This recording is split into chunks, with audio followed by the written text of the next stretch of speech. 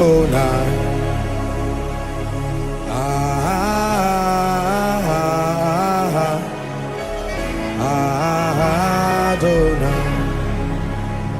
the rising of the sun to the setting of the sun, your name is to be hallowed.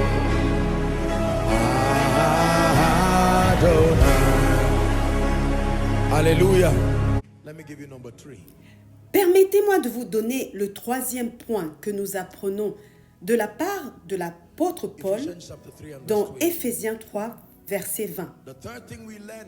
La troisième chose que nous apprenons de Paul est que, aussi abondante que soit cette puissance, écoutez bien, il est dit que c'est selon la puissance qui agit en nous. Ces possibilités, au-delà de ce que nous demandons ou pensons, sont limitées par une règle. Je veux que vous écoutiez attentivement. La règle est qu'elles sont affectées par la puissance qui agit en nous, non par la puissance disponible pour agir, mais par celle qui agit en nous. Non par la puissance disponible pour agir. Il y a une possibilité illimitée disponible pour agir. Mais ce que les nations verront, c'est la puissance qui agit en nous. Pas la puissance disponible en Christ. Est-ce que nous apprenons à présent? C'est très puissant. J'ai écrit quelque chose ici. Et je veux que vous l'écoutiez. Selon la puissance qui agit en nous, signifie que cette puissance est limitée par l'espace que notre consécration, notre abandon et notre recherche personnelle laissent à l'esprit pour se manifester. Lorsque la Bible dit « selon la puissance qui agit en nous », cela signifie que Dieu peut être restreint.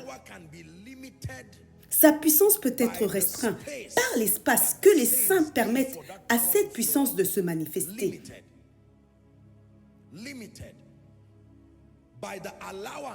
Limité par l'espace que notre consécration laisse, par l'espace que notre abandon permet, par l'espace que notre quête personnelle donne à l'esprit pour manifester cette puissance. Nous arrivons maintenant au sujet du Saint-Esprit et du croyant. Ici, Paul ayant justifié le fait que Dieu est tout-puissant et il est prêt à permettre une dimension si immense de sa puissance de se manifester dans le monde des hommes, veut recevoir gloire dans l'Église. Et la manière dont il reçoit gloire dans l'Église, c'est en rendant disponible une puissance immense, dynamique dans son action. Mais il dit que, bien que cela soit une réalité, la puissance qui émane de chaque croyant est la dimension de puissance que les nations verront. Cela signifie que si elles voient un Jésus faible, ce Jésus faible est perçu à travers le filtre d'un croyant faible. Sommes-nous ensemble? C'est selon la puissance qui agit en nous. Pendant des années, je n'avais pas compris ce verset. Je pensais simplement que c'était selon la puissance qui coulait du Saint-Esprit, ce qui est vrai. Mais j'ai ensuite compris par l'Esprit que cela va au-delà. Cela signifie que la permission donnée au Saint-Esprit par chaque croyant est la limite à laquelle sa puissance peut couler comme une rivière. Maintenant, je vous ai déjà enseigné ici que le Saint-Esprit, écoutez bien, est à la fois le gardien et le transporteur de la puissance de Dieu. Le Saint-Esprit est à la fois le gardien et le transporteur. Toute puissance est incluse dans son office. L'administration de la puissance spirituelle réside dans l'office du Saint-Esprit. Il est impossible de discuter de la question de la puissance sans impliquer la personne, l'office et le ministère du Saint-Esprit. Acte 10, verset 38. Comment Dieu a oint. Le mot était oint. Il a dû être oint du Saint-Esprit et de puissance. Il allait de lieu en lieu, faisant du bien et guérissant tout ce qui était opprimé par le diable. Car Dieu était avec lui. Jésus, en tant que la parole, a dû être oint du Saint-Esprit et de puissance. Acte 1 au verset 8. Vous recevrez une puissance. Lorsque le Saint-Esprit viendra sur vous, Acte 19, verset 2, il a rencontré certains disciples et leur a dit, « Avez-vous reçu le Saint-Esprit depuis que vous avez cru ?» Ils ont répondu qu'ils n'en avaient même pas entendu parler. Cela signifie que s'il y a un problème de puissance chez les croyants, il y a quelque chose à apprendre au sujet du ministère du Saint-Esprit.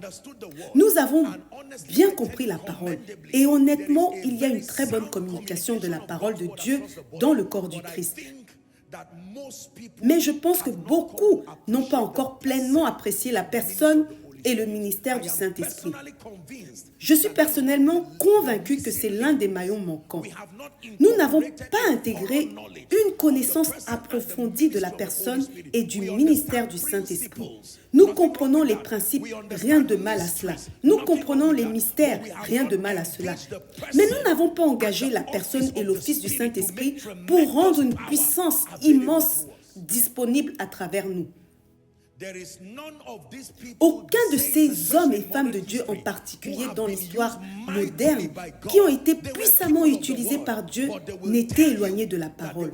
Mais ils vous diront tous qu'ils avaient une profonde communion avec le Saint-Esprit. Je ne connais personne qui marche dans la puissance authentique, à quelque niveau que ce soit, qui n'ait pas cultivé une riche communion avec le Saint-Esprit. Sommes-nous ensemble? Le Saint-Esprit est à la fois le transporteur, le gardien et même l'administrateur de la puissance de Dieu. Romains 8, verset 2. J'aime beaucoup comment le Saint-Esprit est appelé ici. Esprit de vie. Répétez après moi, l'esprit de vie. Il n'est pas seulement appelé le consolateur, l'avocat, le paraclet, comme nous l'appelons. Il est appelé ici l'esprit de vie. Et il y a une opération qui le met en mouvement dans la vie du croyant, appelée la loi de l'esprit de vie. Une opération qui libère le plein potentiel de l'esprit de vie et qui peut apporter la liberté et la libération aux hommes. Permettez-moi de vous dire ceci. Je dois beaucoup pour les événements qui se passent dans ma vie et dans ce ministère aujourd'hui au ministère du Saint-Esprit. Je ne néglige pas la parole de Dieu. Ce ministère s'appelle Koinonia pour une raison précise. Il est écrit que la grâce de notre Seigneur Jésus-Christ, l'amour de Dieu et la communion, la participation, c'est-à-dire le partage ensemble du Saint-Esprit, soit avec vous pour toujours. Beaucoup de croyants ne sont pas encore entrés dans une communion riche avec le Saint-Esprit. Le Saint-Esprit, laissez-moi le répéter une dernière fois, est le gardien, le transporteur et même l'administrateur de la puissance de Dieu. S'il y a une rareté de la puissance qui coule à travers vous, en diagnostiquant le problème, vous devez examiner votre relation avec le Saint-Esprit, puis évaluer votre abandon. Laissez-moi vous dire ceci très rapidement. En ce qui concerne le ministère de la vie et de la puissance, le Saint-Esprit est comparé à une rivière. Jésus a commencé à parler et a fait une déclaration très profonde. Il a dit, le dernier jour de la fête, si quelqu'un a soif, qu'il vienne à moi et qu'il boive. Puis il a dit, celui qui croit en moi, des fleuves d'eau vive couleront de son sein. Écoutez-moi bien. Je sais que vous chantez cela, mais écoutez, car beaucoup de personnes qui chantent ce chant ne savent honnêtement pas ce qu'elles chantent. Elles aiment juste le chant et croient que c'est vrai. Mais il est écrit que des fleuves d'eau vive couleront de votre sein. Je pense que cela se trouve dans Jean 7 au verset 39. Cherchez cela pour moi, s'il vous plaît. Verset 39 dit ensuite ceci. Il disait cela de l'esprit que devaient recevoir ceux qui croiraient en lui. Donc, cette rivière dont il parle fait référence au ministère vivifiant du Saint-Esprit qui coule à travers les saints. Et il la compare à une rivière. Si vous savez quelque chose sur une rivière, elle n'est pas statique. Une fois, on nous faisait faire une visite aux États-Unis, une visite historique, et on nous montrait une rivière particulière qui coulait. Elle semblait être une petite rivière, mais elle se jetait dans la mer. On racontait beaucoup d'histoires à son sujet, disant qu'elle avait même servi à générer de l'électricité à cette époque, dans l'histoire naissante de l'Amérique. J'étais intriguée par le fait que ce que l'on pourrait appeler une petite rivière pouvait, lorsqu'il pleuvait abondamment, remplir un espace immense. La Bible dit « De mon sein couleront des fleuves d'eau vive ». Cela ne signifie pas littéralement votre ventre, votre sein, car il n'y a rien dans votre estomac pour le Saint-Esprit. C'est juste votre système digestif. Lorsque Jésus dit « de votre sein », c'est une expression prophétique. Cela signifie de votre être intérieur, de votre esprit. Alors d'où cela coule-t-il ? Il n'a jamais dit que cela coulait du trône. Lorsque vous lisez l'Apocalypse, vous verrez qu'il y a une rivière qui coule du trône, n'est-ce pas? Et cette rivière apporte la guérison. La Bible dit qu'elle coule vers des arbres et que les feuilles servent à la guérison des nations. À présent, Jésus parle ici et dit que de votre sein couleront des fleuves d'eau vive. Et lorsque vous recevez l'Esprit, quelque chose se produit et de votre sein couleront des fleuves d'eau vive. La question est la suivante. Vers où cela coule-t-il? Cela coule dans la similitude de la rivière qui coule du trône. Parce qu'un trône a été établi en vous, où Jésus-Christ est Seigneur. Il y a un parallèle avec ce que Jean a vu sur le trône. Une rivière en est sortie et a apporté la vie et la guérison. Et parce que vous avez donné l'autorisation pour que ce trône soit répliqué en vous, il doit aussi y avoir une expression parallèle. Une rivière commence à couler et cette rivière coule à travers vous, apportant la guérison. Vous voulez savoir ce que fait la rivière? Allez dans Ézéchiel chapitre 47. Il a mesuré 1000 coudées. L'homme arrivait aux chevilles.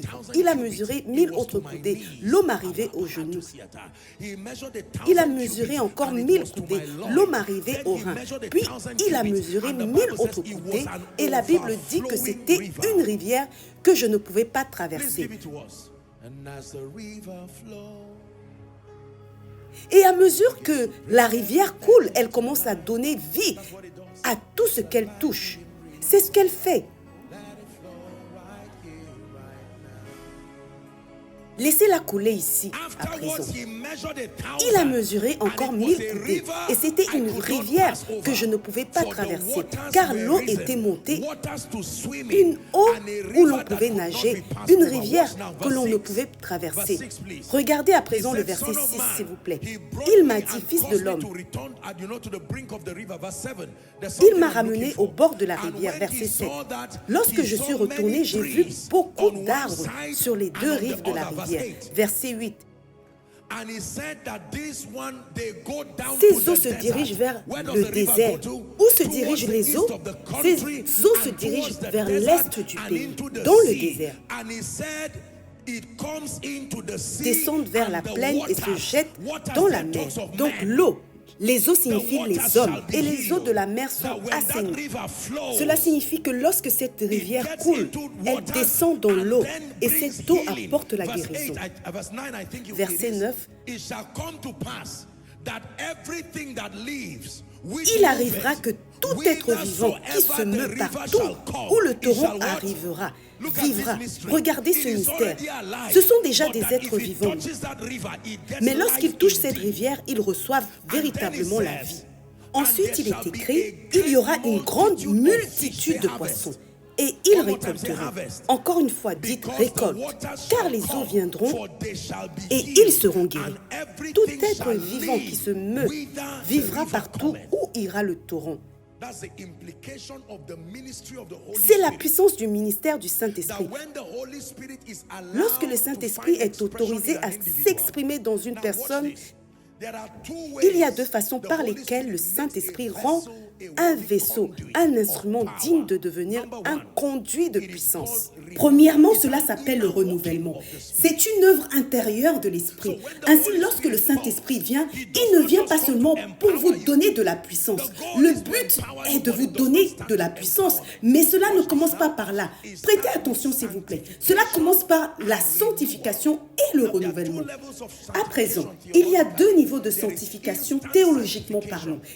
Il y a la sanctification instantanée qui se produit dans votre esprit au moment du salut. Mais il y a aussi la sanctification progressive qui se fait par l'engagement avec le ministère de la parole et du Saint-Esprit. Sommes-nous d'accord? La plupart des gens pensent que lorsque le Saint-Esprit vient, sa mission suivante est de produire de la puissance. C'est la raison pour laquelle le Saint-Esprit peut à peine trouver une expression à travers eux. Lorsque l'Esprit de Dieu vient sur votre vie, et écoutez si vous êtes un homme de Dieu dans le ministère, cela vous aidera à savoir comment élever et former des gens. La première chose à leur enseigner au sujet du Saint-Esprit n'est pas la transmission de puissance. La transmission de puissance est une fonction plus tardive du Saint-Esprit. Lorsqu'il vient, la première chose qu'il fait, c'est sanctifier et renouveler. C'est la première dimension de la transformation. La sanctification et le renouvellement, une œuvre intérieure. Je pense que Paul parlait des maris et des épouses dans Éphésiens chapitre 5. Et je crois que c'est au verset 26, il parle de la femme en tant qu'église, disant qu'elle est lavée par l'eau. Comment Dieu sanctifie-t-il et purifie-t-il? Le lavage de l'eau par la parole. Comment Dieu sanctifie-t-il et purifie-t-il? Il purifie votre conscience, il purifie votre mentalité. Il y a un travail de sanctification et de renouvellement qui se fait dans le croyant. Une fois que vous êtes sanctifié et renouvelé, le prochain niveau de transformation est appelé l'illumination. Vous pouvez être sanctifié et renouvelé sans être éclairé. Donc, il y a deux phases dans la transformation. L'une s'appelle le renouvellement. La sanctification qui produit le renouvellement, celle-ci ne vous donne pas une nouvelle information, mais détruit le vieil homme et tout le logiciel qui permet à ce vieil homme de porter du fruit dans votre vie. Mais une fois que ce produit de nettoyage est terminé, il va alors commencer à vous montrer les voies de l'esprit. C'est ce que l'on appelle l'illumination. Paul a prié cette prière dans Éphésiens chapitre 1 au verset 15 et au verset 19. Que les yeux de votre compréhension soient éclairés.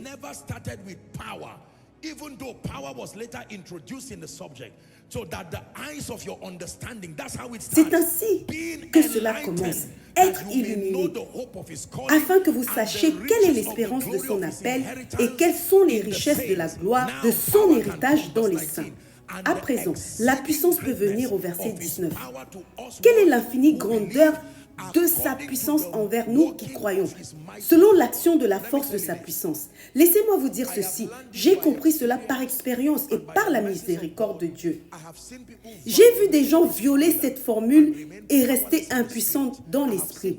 J'ai vu des gens honorer cette formule et évoluer vers des niveaux remarquables de puissance.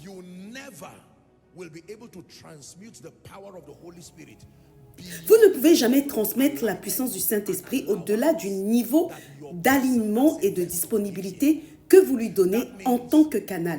Cela signifie que si vous donnez au Saint-Esprit peu de place, c'est ainsi que peu de puissance coulera à travers vous. Les possibilités qui devraient être produites dans votre vie à cause de l'abondance de la puissance ne se réalisent jamais. La raison en est qu'il y a tellement que le Saint-Esprit veut faire passer à travers vous en tant que canal, mais votre manque d'alignement, votre manque de sanctification, de renouvellement et d'illumination ne lui permet pas de manifester cette puissance. C'est la vérité. La différence entre ma version d'hier et celle d'aujourd'hui n'est pas nécessairement ma taille, ma voix ou ma plateforme. C'est le niveau d'abandon qui a permis au Saint-Esprit de faire une œuvre intérieure. Sommes-nous ensemble? Laissez-moi vous dire une chose. Cette œuvre intérieure prend du temps. Ce n'est pas quelque chose qui se fait en une semaine. L'œuvre intérieure est semblable à l'assainissement d'un drainage. L'assainissement d'un drainage. Avez-vous déjà vu des personnes essayer de nettoyer un drainage qui bloque l'écoulement de l'eau? Un jour, je me rendais à une visite. Je ne me souviens plus du département. Il pleuvait abondamment. Les routes étaient presque invisibles à cause de l'eau partout. Je regardais le drainage et il était évident qu'il était bouché par quelque chose. Et l'eau débordait sur la route. C'est ce qui arrive spirituellement aux gens. Tous ces débris, ces choses qui remplissent votre cœur, sommes-nous ensemble? Lorsque le Saint-Esprit vient, il commence à travailler graduellement pour éliminer toutes ces choses en vous. Et lorsqu'il débouche ce drainage, il peut y avoir un flux. Et une fois que ce flux est là, la vie commence à couler de vous vers les autres. Vous saurez que ce drainage a été débouché à cause de l'abondance du miraculeux qui coule à travers vos mains. Vous verrez une facilité dans les opérations spirituelles. Vous commencerez à voir qu'il ne faut plus autant de temps pour prier pour les malades. Ces débris ont été enlevés et le flux est là. Pour beaucoup de chrétiens, y compris les pasteurs, le canal permettant au Saint-Esprit de faire couler sa puissance et sa vie vers les nations est obstrué par toutes sortes de choses. Jalousie, compétition, chair, mondanité, tout comme des débris accumulés. Alors nous allons vers les gens et disons « Au nom de Jésus ». Et vous pouvez littéralement sentir, faute de meilleurs termes, comme une lutte de la part du Saint-Esprit. Car vous êtes le seul canal disponible qu'il puisse utiliser.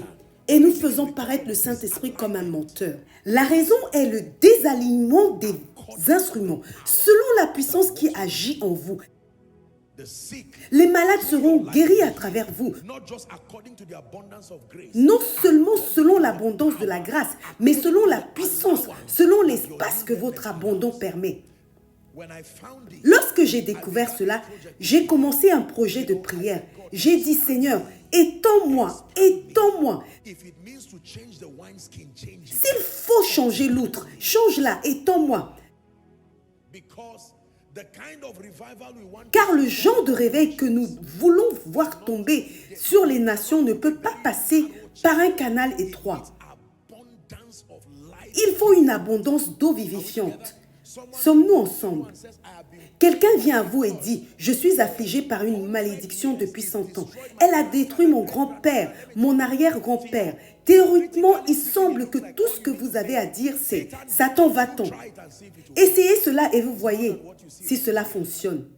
C'est plus que ce que vous voyez écrit ici. Les yeux de votre compréhension doivent être ouverts pour voir qu'il y a des règles d'engagement. Il y a des hommes qui porteront Dieu et qui seront littéralement imprégnés de la vie et de la puissance de Dieu. Vous regardez certaines situations sans parler et à cause de l'abondance de cette puissance, c'est comme un torrent de puissance qui coule de vous vers tout ce qui vous entoure. Vous apportez des miracles et des guérisons. Chaque fois que les gens vous voient, vous êtes bienvenus. Vous savez pourquoi vous êtes bienvenus? Parce que vous êtes porteur d'une puissance authentique. Apôtre, s'il vous plaît, il y a une situation ici. Qu'est-ce que c'est? Ma famille est sur le point de sombrer dans le désordre. Non, pas lorsque je suis là. Je suis un ambassadeur du royaume, au nom de Jésus. Et pendant que vous parlez, il y a abondance de puissance. Le Saint-Esprit dit ceci. Merci d'être un instrument obéissant. Car la quantité de puissance spirituelle requise pour obtenir le résultat que cette famille désire, votre abandon le permet. Laissez-moi vous dire ceci.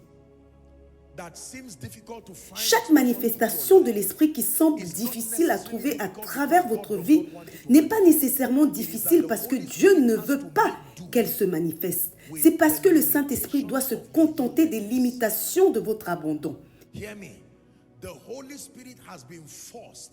Écoutez-moi, le Saint-Esprit a été forcé dans de nombreuses vies et dans de nombreuses églises de se contenter du niveau d'abandon.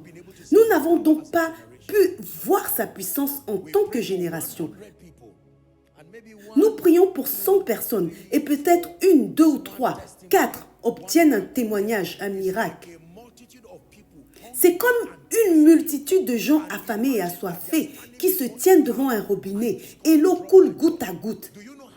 Savez-vous comment vous privez ces gens de la vie?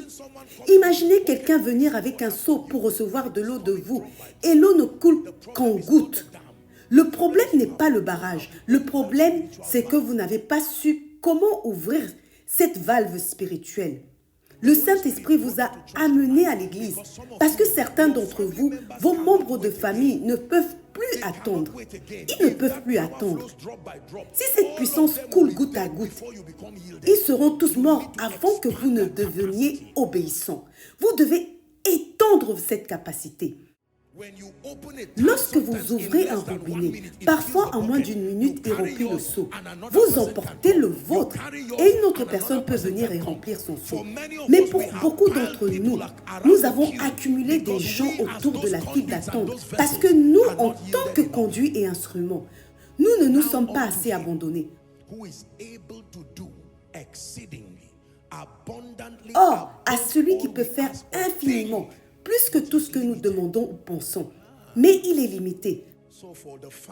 Alors pour cette famille qui mendie du pain, sans voir la main de Dieu, pour cette personne malade à l'hôpital,